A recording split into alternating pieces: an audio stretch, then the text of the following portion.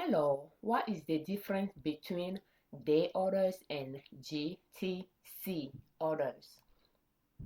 Well, day orders, let's take the stock of the day TDY. For instance, day orders means when you place the order, is going to buy for you. The brokerage firm will buy for you during the day. If the order didn't go through by the end of the day, when the market closed, your order will be canceled. So in our example of TDY, for GTC, it just means good till cancel. And I don't know if it's the same time frame or if it varies per trading company, but with Charles Schwab, they have a specific time frame. I don't know if it's 60 days or 90 days in the past, but this time when you choose go till cancel, it will put automatically the day that order will cancel for you, but it gives you the option to decide, but you cannot go past that day, but you can choose before up to that day, if that makes sense. So the date that it will cancel by that date. It will gray out those after dates, and you are left with date up to the day it will cancel the order. And I'm doing this as of June 8, 2026, so you can count to see how many months or days or weeks between. So that is the difference between day orders or good till cancel. Good till cancel will stay longer when at the end of the business day for the market, it will close. So which is 3 p.m. Central Time, since I'm in Central Time. So that'll be probably 4 p.m. Eastern Time. And when the market closes, your order that was not filled will cancel as well. So in the past, trading stocks, my husband and I, we will put good till cancel, especially my husband. After we purchase order, we will set the price we would like to sell it at, and he will put good till cancel.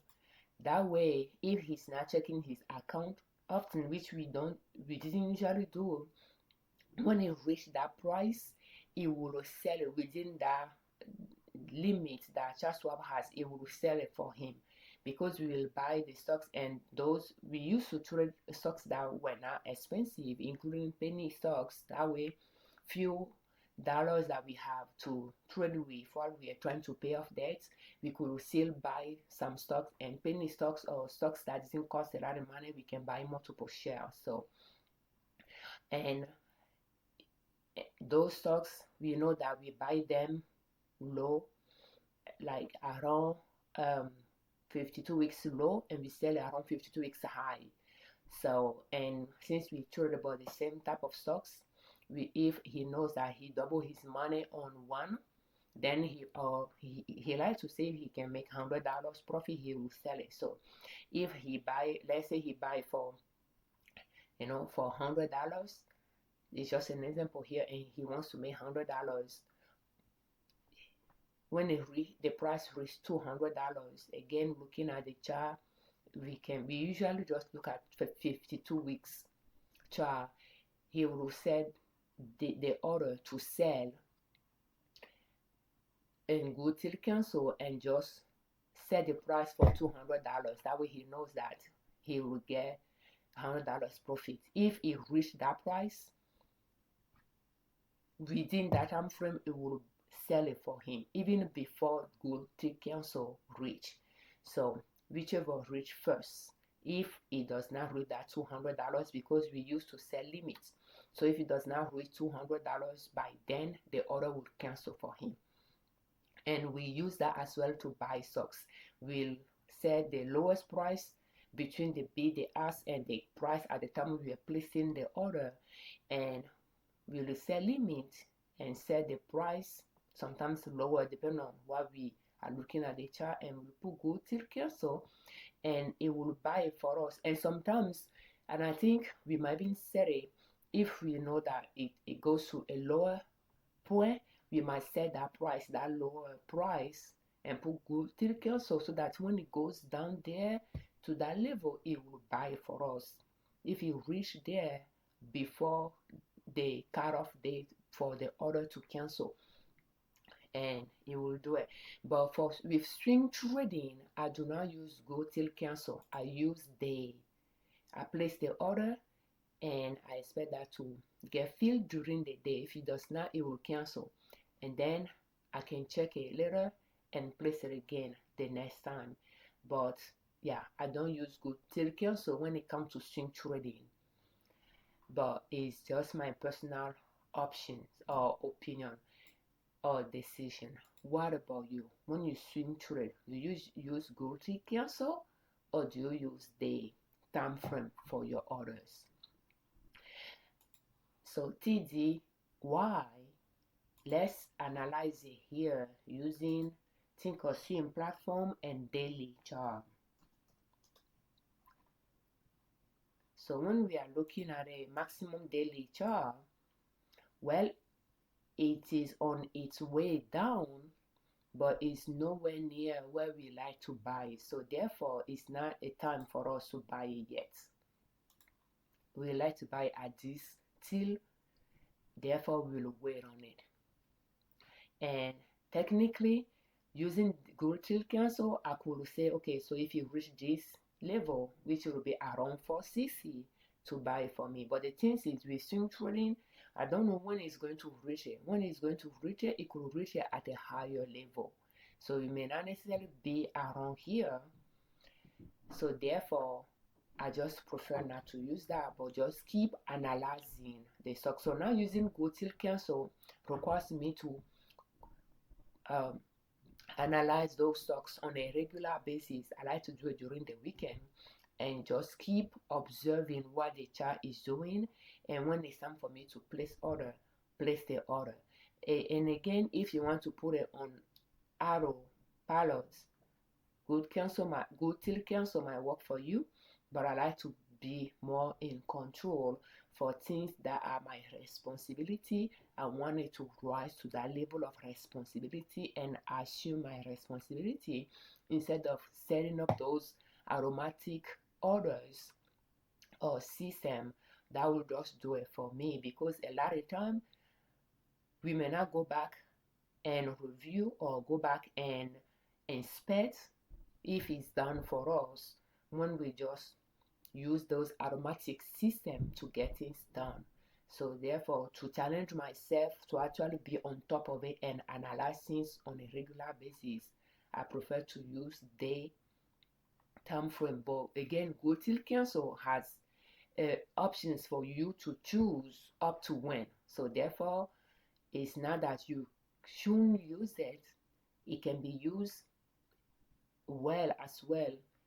You don't have to wait until December, but you can share a shorter time frame, especially if you know that you may not have time during the day to keep placing the order if it's not going through for you.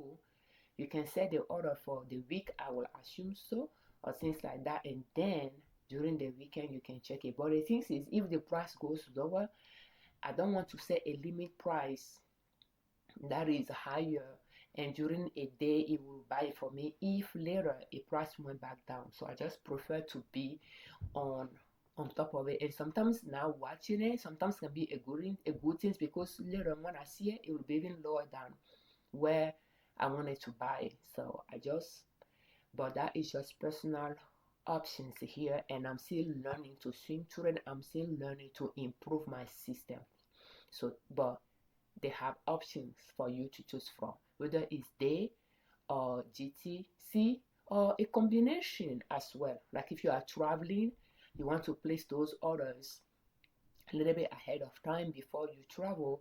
If you are not going to access your chart and do those things on the go, or you don't want to do it while you are, resting and traveling with family, you can set those, for that to place those order for you.